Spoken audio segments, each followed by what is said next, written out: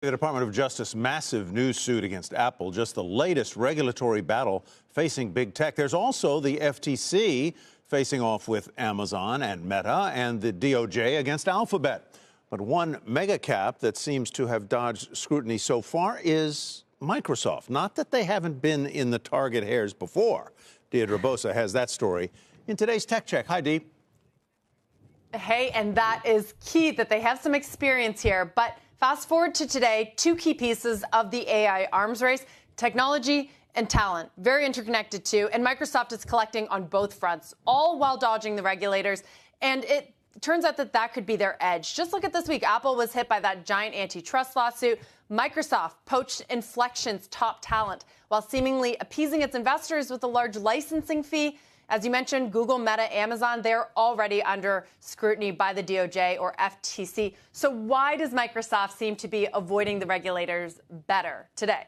Well, it may have something to do with that past experience. Microsoft President Brad Smith, he was there during the antitrust lawsuits of the late 90s and the early 2000s. So he has experience, and he may now be structuring current deals like its $13 billion cumulative investment in OpenAI in ways that sidestep the type of scrutiny that an all-out acquisition would potentially invite by the regulators.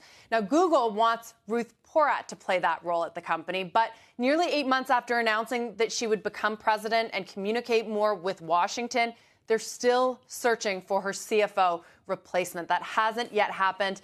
But you touched at it at the top, Tyler. It is about that experience, and Microsoft is proving to be very adept at playing the regulators while accumulating all of this talent and technology from the AI darlings. It's kind of interesting to me, Dee, that as I think back on the history of Microsoft's brush with antitrust, it was more than a brush. That understates it by about a factor of a million. Yeah.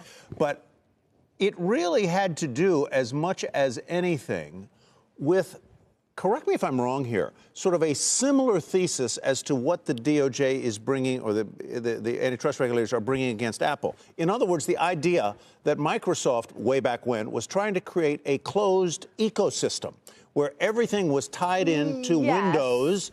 You got Windows, then you got their browser, you got their email, and they were creating this walled garden, which is kind of what the antitrust regulators are accusing Apple of.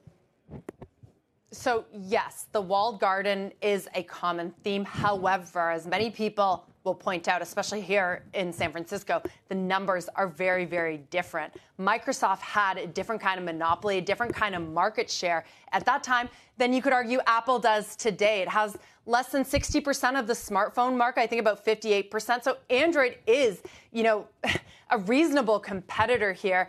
But it is about that ecosystem. You're right. Let's look at the implication, though, right? What happened when Microsoft was dealing with those lawsuits back in the late 90s, early 2000s? Essentially a lost decade. And that's the fear here, that whether or not this lawsuit is right or wrong, what happens is that it will amount to a distraction for Apple at this really important time when it's trying to convince investors, users, that it has an AI strategy and proposition. So where does that go? This is the most important platform shift. Does Apple risk falling further behind?